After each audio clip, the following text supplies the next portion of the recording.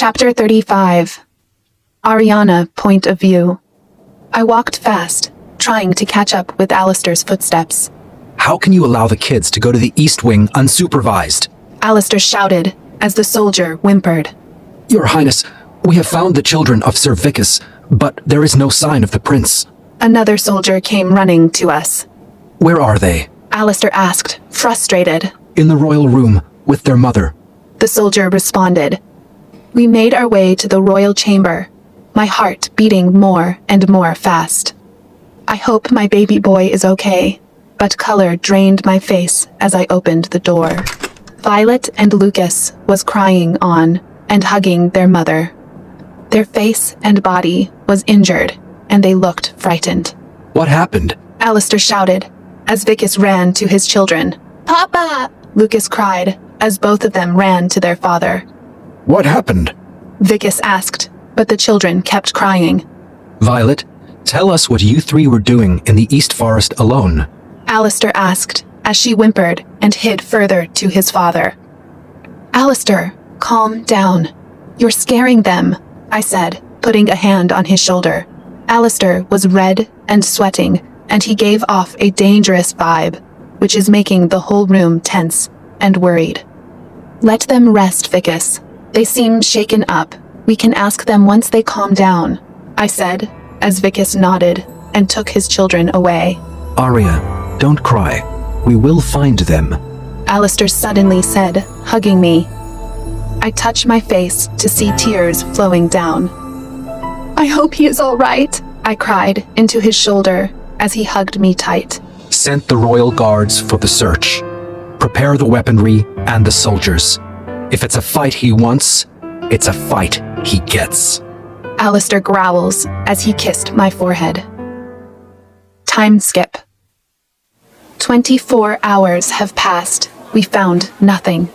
The Zoldian terrain vanished from its existence, and there was no trace of the dark magic. Trackers, both half-breeds and wizards, are trying their best. I was in the strategy room, giving out the idea and planning schedule Alistair prepared for me to execute. While I looked at matters inside the castle, Alistair took matters outside the castle. Prepare the soldiers, tracking, finding any other means, etc. I wanted to help in tracking, but everyone voted against it, since my power is not stable enough. I'm just glad that Alistair let me manage the interior matters. At least I'm not in the shades and sitting idle as my only child is missing. Your Highness, we have prepared all weaponry. The shifters above 25 years and in built training are ready to set off the base. Under your order, we will initiate their search as per the plan. The warrior head said as I nodded. Initiate the search of Team G, I said as he nodded and walked out. Your Highness, the elders are here to see you. One of the guard said as I nod. Hayla, will you take care of this? I asked as she nodded. Yes, Your Highness, she said as I nodded and walked fast to the elders. Good morning, Elder Salaki, Elder Vitalia, I said as they stood up and bowed. Good morning, Elder Ariana, they replied back. Is there any way we can find Noah? I asked, looking at them with expectation. The king told us they are unable to find the terrain. We suspect the terrain is in movement. Not constant, but in motion. But such a thing is only a myth. The Power Stone is born out of the grounds of a terrain, and it is impossible to move a terrain, even if it is suspended in the air. Elder Salaki said as I nodded. But we do have a way to track the terrain. But it will solely depend on you, Elder. Elder Vitalia said as my eyes widened. Me? How? I asked as they nodded. We elders have the power to channel the path of Lord Vamir. It is considered as the last stage of our training in being an elder. An elder who is said to successfully channel the power of Vamir is considered a complete elder. But it is a teamwork. When Calamir was elder with us, we have done it. But you are new. You barely know how to control your powers. Nevertheless, channel the power of Lord Vamir. Elder Vitalia said, Please, I will do anything. We need to find my son, I said, as they nodded. It will depend on your willpower and strength, Elder Ariana. You need to control your power. It may take months, or even year. It can even take days. It will depend on you, she said, as I nodded. I am ready for anything, I said, as they smiled and nod. Meet us at the Judgment Chamber after you tell the king. We must begin as soon as possible, he said, as we all stood. Noah, POV. Daddy! I shouted once again, but it was still silent and dark. I could only hear the water dripping on the other end. My hands and legs are chained, and it was stinging bad. The pain was too much, and I feel more weak and sleepy. I have been awake for so long, and no one came here. It was cold, and I can't seem to use my powers. Mommy! I shouted, again crying. Please! Someone! Anyone! I cried, but there was no reply. Suddenly, noises can be heard on the other side, and I freeze in fear.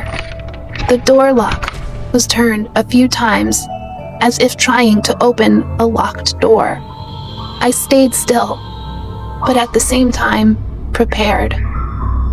Daddy has taught me a few fighting skills, and I will use it on whoever comes out from the door. But the noise stopped, and I saw the shadow from the small space between the door and wall disappears. My body relaxed, but tears filled my eyes as I looked around at the silent, dark room. A few moments later, the noise returned, but this time it was accompanied with the keys jiggling.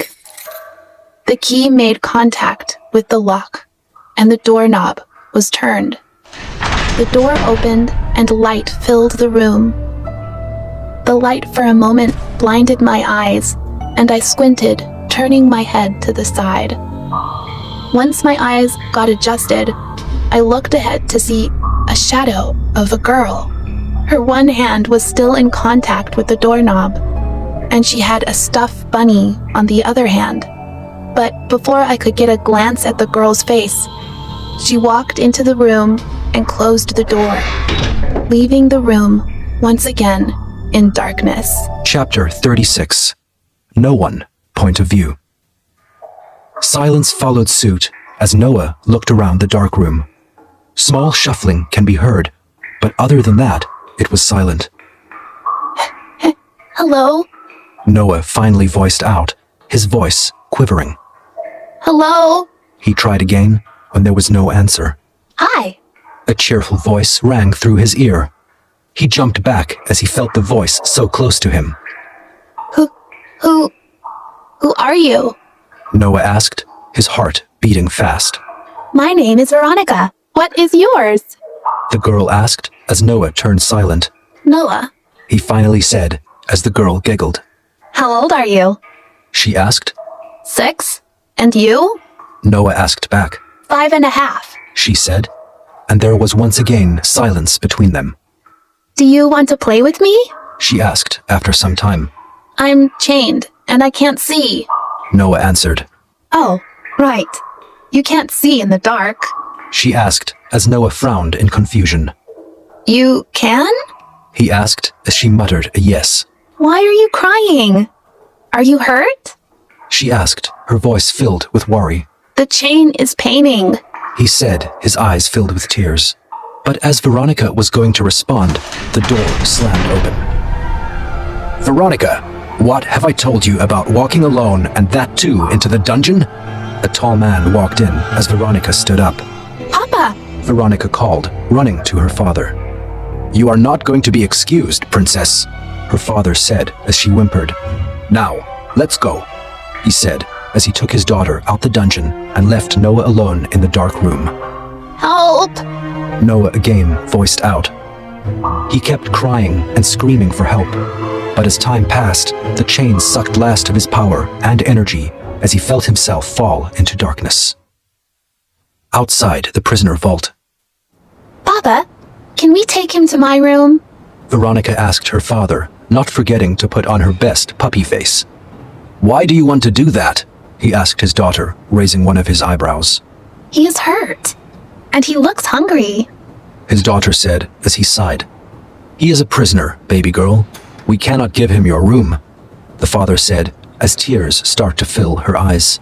She started to struggle in his hold, and Xavier had to let her down. I won't talk to you, she said, stomping her way to the castle. That day, Veronica refused to eat or drink anything. She would throw away the food she was given and cry and shout. Xavier had to cancel his meeting with the war committee to talk to his daughter. No, Papa. I won't eat until you make him stay with me. The child puffed her cheek and turned her head to the side. All right. Xavier finally gave in to his stubborn daughter. Veronica squealed happily and hugged her father.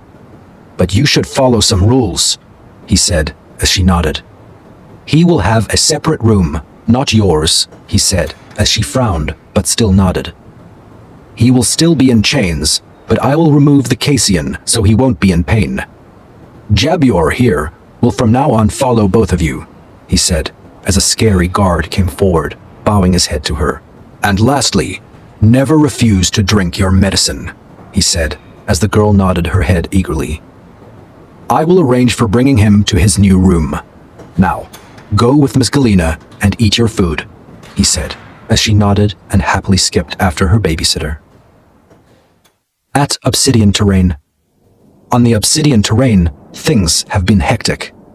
Elder Ariana, I think you should rest. You have exerted your power more than your body can tolerate, Elder Salaki said, but Ariana still refused to back down. It has been 2 days, and her son was still missing. There was nothing, not even a single trace of knowledge about neither her son nor the enemy territory. Elder Vitalia has fire messaged King Alistair to come and calm down his love, as she was looking drained and weak. We can't say there is no progress, though.